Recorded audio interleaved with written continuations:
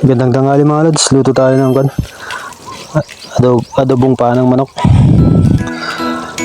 Ay mga lods, nahalo na natin yung bawang sibuyas saka luya. Pag medyo brown na yung mga bawang sibuyas, pwede na natin ilagay yung mga panang manok mga lods. Yung mga lods, lagay na natin. Halo-haluin lang natin mga lods para kumapit yung lasa ng sibuyas, luya, saka bawang. Yung mga lods, halo-haluin lang natin.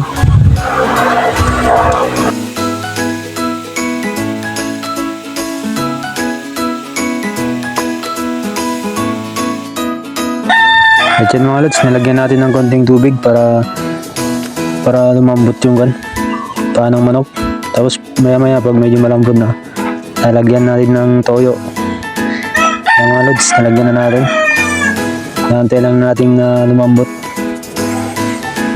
Medyo malambot na yun mga lods. Malapit na maluto yan mga lods.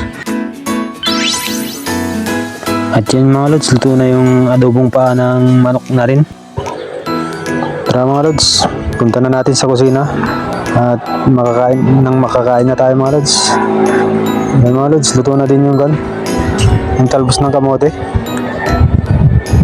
Tara mga lods, kain tayo. Thank you for watching.